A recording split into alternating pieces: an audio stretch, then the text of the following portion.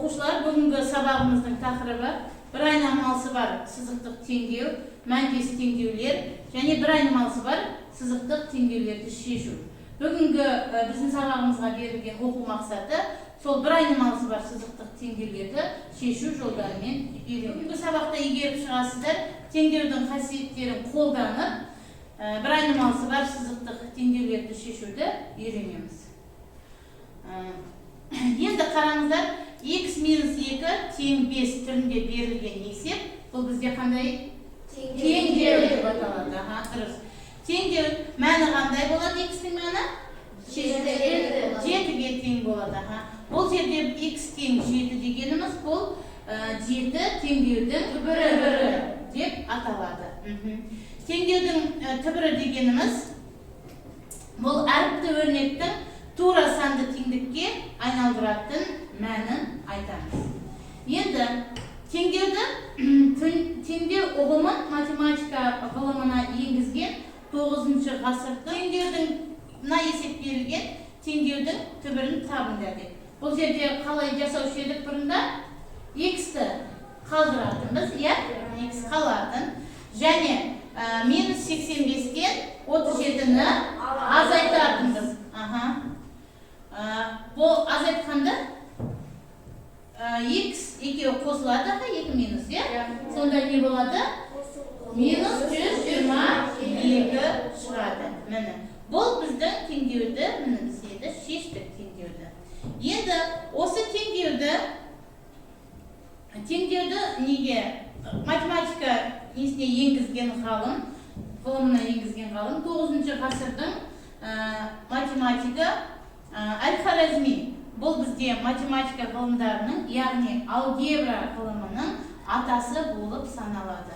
Ең алғаш теңдеу ұғымын математика ғылымына енгізген ғалым. Енді келесі біздің осы теңдеу ұғымына, теңдеу саласына ұғымына енгізген қазақстандық физика-математика академигі бар. Ол бізде Жәутіков Орынбек Ахметұлы.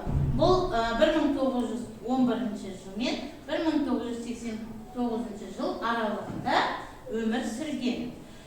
Бұның көптеген еңбектері бар. Бұл жерде математикалық теңдеулерге, теориялық және қолданбалы механика саласына көп еңбегі сіңген ғалым. Бұл бізде физика, математика ғылымдарының докторы, профессор.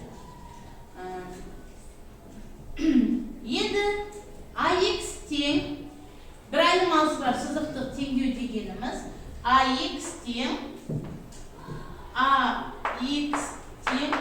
B түрінде берілген теңдеуді біз бір айнымалысы бар сызықтық теңдеу деп атаймыз.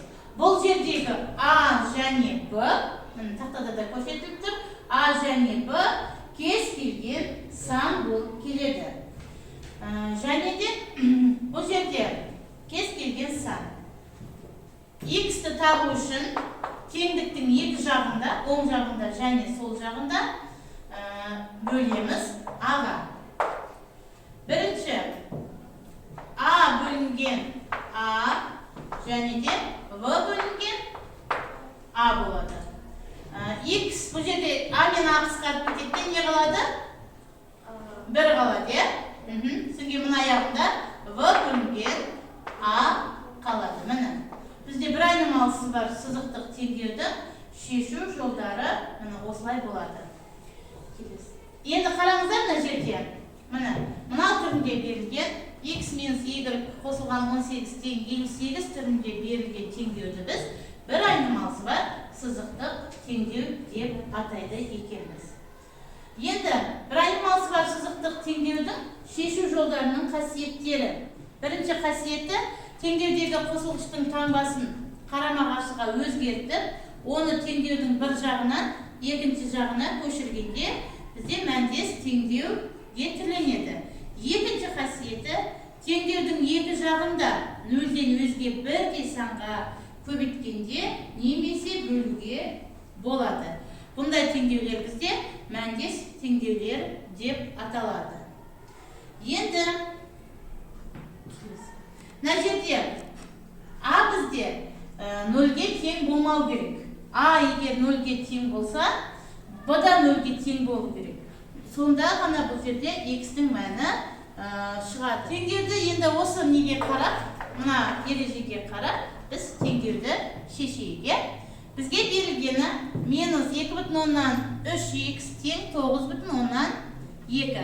Бағана айтылды, теңдеудің екі жағында, және оң жағын сол жағында неге бөлеміз дедік? А-ға. Яғни бізде мына жерде А-мыз қандай сан болыпты? Минус 2,3 болыпты. 2,3-ті міне бөліп тұрмыз, 9,2-ні 2,3-ге бөліп тұрмыз. Сонда x тең қанша болады? X тең минус 4 болады. Неге минус 4 шықты? Оң санды теріс санға бөлгенде қандай сан шығады? Теріс сан шығады. Жарайсыңдар. Теңдеуді шешіңдер дейді. Келесі 7x қосылған 3 тең 7x қосылған 5. Бұл жерде бірінші неге келтіріп аламыз? Бір айнымалысы бар сызықтық теңдеуге келтіріп аламыз. Стандарт түрге келтіріп аламыз. Ол үшін бағана айттық, теңдіктің оң жағында және сол жағына айнымалыны жинаймыз, оң жағына бос мүшелерді жинаймыз дедік. Енді мына жердегі 7x қалады, мынау 7x минус болып таңбасы ауысып, сол жаққа ауысады. Ал мына жерде 5 қалады, теңдіктің оң жағындағы сан. Ал мынау плюс 3, мына теңдіктің оң жағына минус 3 болып ауысады. 7x-тен 7x-ті алғанда не болады? 0x көбейткен 2 болады. Бұл жерде біз бағана айтқанның қасиетін А тең 0 болғанда, b да 0-ге тең болу керек деді. Ал бізде 0-ге тең болып тұр ма b? Жоқ, қаншаға тең болып тұр? 2-ге тең болып тұр. Онда бұндай теңдеулер де бізде түбірі жоқ болады. Бұндай теңдеулердің түбірі жоқ. Теңдігі, яғни x-тің мәні жоқ деп айтады. Енді келесі теңдеуді шешіңдер. Мынандай мына түрінде берілген теңдеу беріліп тұр. 2, 3x минус 1 тең 4x плюс 3 көбейтілген. Ең алдымен теңдеуді шешу үшін бірінші не істейміз? Жақшаны ашып аламыз. Ол үшін сөйтіп жақшаны ашып ax тең b түріне келтіреміз. Енді ол үшін 2-ні жақшаның ішіндегі сандарға міне көрсетіліп тұр. Жеке-жеке не қыламыз? Көбейтеміз. Бірінші 2-ні 3x-ге көбейткенде қанша болады? 6x минус 2 тең 4x плюс 12. Енді бағана айтылғанда ережеге сәйкес айнымалысы барларды теңдікті сол жағына жинаймыз. Айнымалысы жоқ бос мүшелерді теңдікті оң жағына жинаймыз. 6x-тен 4x-ті алсақ 2x тең 14. Енді бұны білесіңдер, жүз стандарт түрге келді. X-те қанша болады? 7. Дұрыс, 7 болады. X-те 7 болады. Енді сіздерге келесі тапсырма.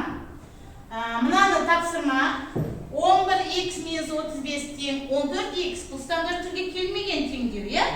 Осының мәнін табасыздар. Қолдарыңызға беріліп тұр. Біреуі дұрыс. Ал енді қолдарыңыздармен жауап беріңіздер. Дұрыс. Дұрыс емес дейді. Дұрыс емес деген 1, 2, 3, 4 оқушы дұрыс емес деп жауап беріп отыр. Ал енді жауабын тексерейік. Қараңыз, міне шығару жолы түгел көрсетіліп тұр. Ойымызға сақтаймыз. Жауабы қанша болады? 35-ке 7-ні бөлгенде 5 болады. Сонда қателерімді түсіндіңдер ғой, қате көрсетіп отырған оқушы банық жауап. Екінші тапсырмада тура осындай. Міне, ал енді осының жауабын есептейік. Дұрыс. Ал енді сіздер үш оқушы дұрыс емес деп отыр. Жауап көрейік, тексерейік.